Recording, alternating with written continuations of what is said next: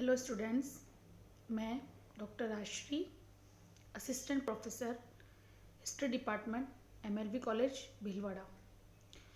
आज जो मैं टॉपिक आप लोगों के साथ डिस्कस करूंगी वो है 18वीं शताब्दी में भारत की सामाजिक तथा आर्थिक स्थिति। चूँकि हमारा पेपर 1757 से 1857 तक आधुनिक भारत का इतिहास है, इसलिए हम इसमें डिस्कस करेंगे कि उस काल की समाज की क्या स्थिति थी, उसमें सांस्कृतिक क्या आदान प्रदान हुआ था या संस्कृति का किस प्रकार विकास हुआ था, और उस काल की आर्थिक स्थिति क्या थी। इसको मैंने 2-3 सब टॉपिक में बांटा है। उसी के अनुसार हम इसका आंसर आपके सामने प्रस्तुत करेंगे। सबसे पहले हम समाज की बात जब करते हैं तो देखते हैं कि उस काल में जो भारतीय समाज था उसका एक पद सोपान की स्थिति बनी हुई थी। मतलब एक हायरार्की थी कि सबसे ऊपर कौन था? सम्राट। सम्राट जो था वो सारे समाज का प्रतिनिधि होता था, या समाज की जो सारी जो जिम्मेदारियां होती थी वो किसकी होती थी? राजा की होती थी। और राजा का महत्वपूर्ण स्थान होता था। उसके नीचे जो आता था वो था अभिजात वर्ग। जो अभिजात वर्ग था, ये जितने भी जो राजा के नीचे जो मंत्री होते थे या कर्मचारी होते थे या जो जितने भी जो अमीर लोग होते थे वो सारे किस में आते थे? अभिजात वर्ग में आते थे। इन लोगों का जीवन पूरा आमोद प्रमोद से बीता था या ऐश्वर्यपूर्ण इनका जीवन था। और संगीत, नृत्य, इन सभी में इनका जीवन काल पूरा व्यतीत हो जाता था। सबसे नीचे जो समाज में इनका स्थान था वो था कृषक और हस्तशिल्पी। ठीक है, कृषक जो कृषि से संबंधित, खेती संबंधित कार्य करते थे, किसान, और हस्तशिल्पी जो कुटीर उद्योग धंधे खोल के बैठते थे, जिसमें आपका चर्म का उद्योग आ जाएगा, आपके मिट्टी बनाने के, आपके लोहे के बनाने के, बर्तन बनाने का या औजार पाती बनाने के, ये सारे आपके किस में आते हैं? हस्तशिल्पी।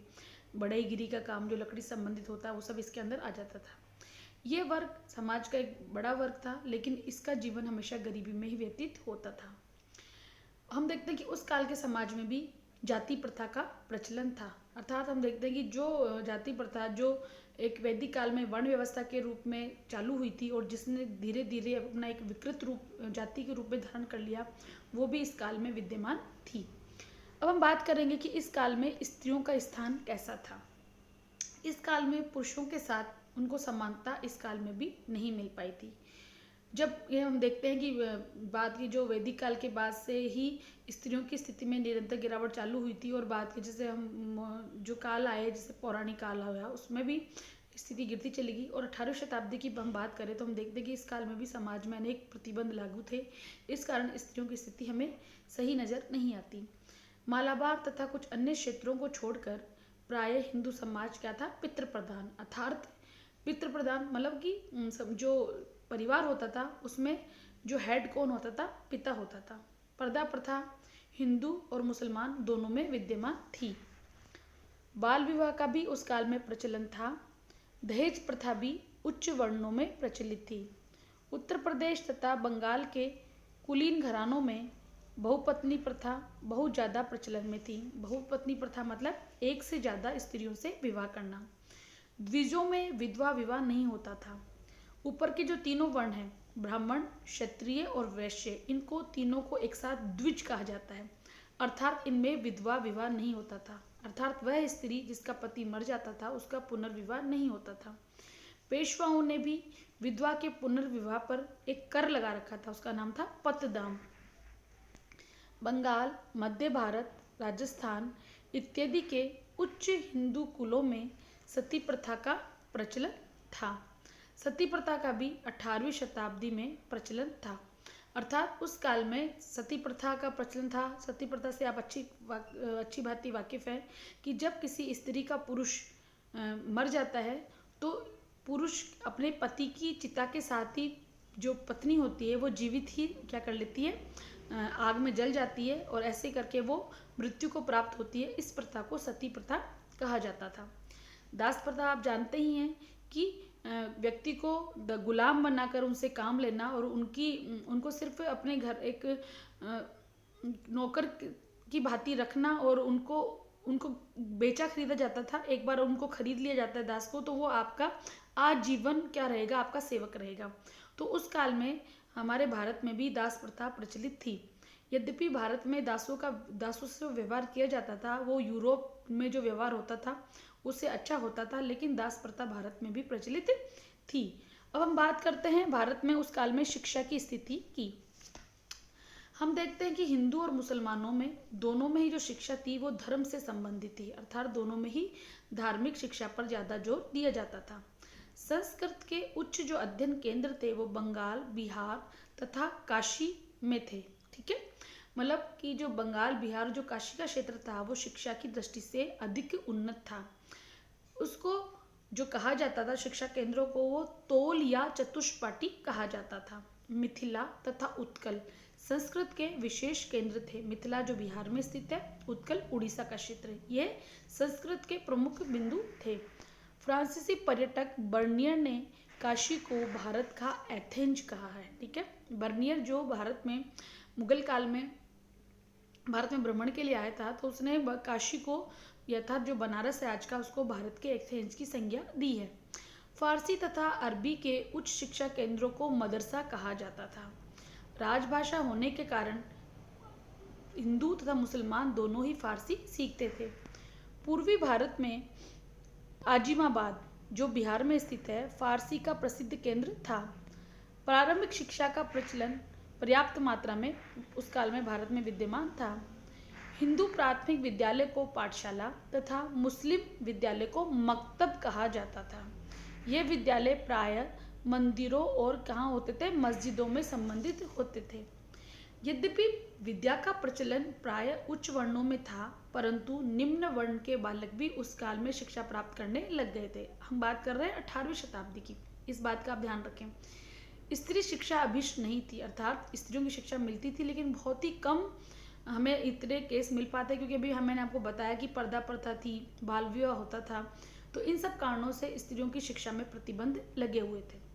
अब हम बात करेंगे उस काल के संस्कृति की। तो संस्कृति में महत्वपूर्ण जो बिंदु आता है वो आपका कला और साहित्य कि हम देखते हैं कि जब उस काल में जब राजा महाराजा का पतनों वाला काल चल रहा था, तो कला और साहित्य को जब दिल्ली में संरक्षण बंद हो गया, तो ये लोग जो नए स्थापित राज्य थे वहाँ चले गए। ये राज्य कौन कौन से थे? हैदराबाद, लखनऊ, मुर्शिदाबाद, जयपुर आदि में लोग चले गए। आसिफउद्दौला ने सुप्रसिद्ध इमामबाड़ा बनवाया। कहाँ इमामबाड़ा कहाँ बनवाया? लखनऊ में। सवाई जयसिंह ने गुलाबी नगर तथा दिल्ली, बनारस इत्यादि नगरों में ज्योतिष की 5 वेधशालाएं बनाई, जिनको क्या कहा जाता है? जंतर मंतर। ठीक है, यहाँ आप सूर्य, चंद्रमा, जो दूसरे बाकी के जो ग्रह हैं उनसे उनकी दूरी या उनमें उनको दूरी को कैसे नापा जा सकता है, इन सब की जो गणनाएं हैं वो इन वेधशालाओं में की जाती है। महाराजा रणजीत सिंह ने स्वर्ण मंदिर में संगमरमर लगवाया और इसके कलश पर स्वर्ण पत्र मढ़वाया। सूरजमल ने भरतपुर की राजधानी डीग में सुनियोजित नगर बनाने का प्रयत्न किया, परंतु ये दुर्भाग्यपूर्ण है कि वो उसके पूर्ण करने से पहले उसकी डेथ हो गई। इस काल में आधुनिक भारतीय भाषाओं जैसे उर्दू, हिंदी, बंगला, असमिया, पंजाबी, मराठी, तेलुगु, तमिल आदि का क्या हुआ? बहुत अधिक विकास हुआ। क्योंकि हम देखते हैं कि इस काल में जब मुगल साम्राज्य पतनोत्तर की स्थिति में था और जो अंग्रेजी शक्तियाँ थी वो अपने आप को स्टैब्लिश कर रही थी, इसलिए जो दिल्ली जो महत्वपूर्ण केंद्र था वो अब नहीं रहा था, और जो रीजनल जो क्षेत्रीय केंद्र थे वो बन के उभर रहे थे, इसलिए वहाँ विद्वानों का जमावड़ा हुआ और वहीं से जो क्षेत्रीय भाषाएं थी उनका काव्य रचा गया और उनमें वृद्धि हुई या उन्नति हुई।